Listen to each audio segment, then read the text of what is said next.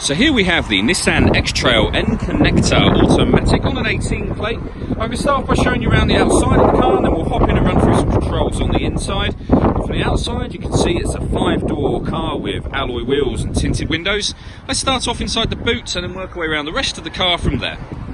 So the tailgate on this car will open electronically. You can do that by pressing the button on the bottom of the key here, and that will open up. As you can see, we have reversing sensors. This car's also got a 360 parking camera, which I'll show you when we're inside the car. It is a 7-seater, so one of the 2 rear seats is folded up so that I can show you that it will have this much boot space as a 7-seater, obviously all the way across the back. But if you push those 2 rear seats down, you can see that you get a lot more space. The 3 middle seats also fold down flat as well to give you even more space should you need it. Okay, so we're just going to work our way back round to the front of the car, and then we'll hop in and run through some controls on the inside. Now that we've done a full circle of it, you can see it's in great condition the whole way round. Just briefly before we climb in, I think it's well worth seeing the interior from this exterior point of view. There's plenty to run through on the dashboard, so let's hop in and we'll do that right now. Okay, so now that we're inside the car, we're going to start with the dials. On the left hand side we have the rev counter, and on the right hand side the speedometer and fuel gauge. At the bottom in the middle you can see the total miles for this car, which is 16,771. You can change the information that's displayed above that using a button on the steering wheel for various different bits of fuel economy information, vehicle settings, etc. Eventually back round to the beginning again, which was the satellite navigation menu. If we back out to the steering wheel, the buttons I was using a moment ago are these ones on the left. We've also got stereo controls over there as well. And on the right hand side, we've got cruise control with speed limiter, the ability to answer and end phone calls as well. That is, of course, once you pair up your phone, and that is done on the touchscreen radio in the center just here. So while we're on the subject of radio, you can see we have FM radio, we've got AM and DAB as well. And back round to the FM station setting again. If you want to listen to your own music, you can do. You can do that via the CD player. You can also plug in an auxiliary and USB device and stream your music or play your music that way.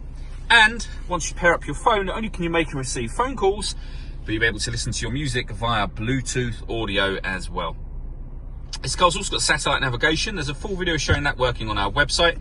And we have a 360 parking camera. So the bird's eye view image just there, and then reversing camera.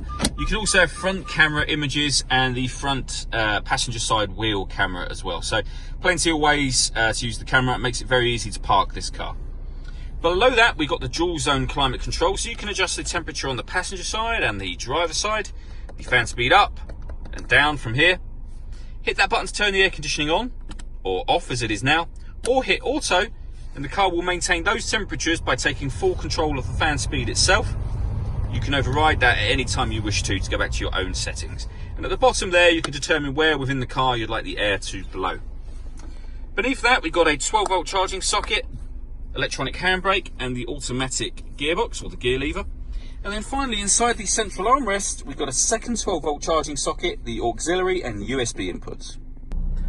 Okay, so the last thing I want to talk about is the panoramic glass roof on this car. And in fact, this one's got a sunroof section as well. So you've got a button just there that will open up the sun blind, and then simultaneously it will open up the front section of the sunroof here. So you can just leave the blind open, or as I say, it will open up that front section of sunroof as well.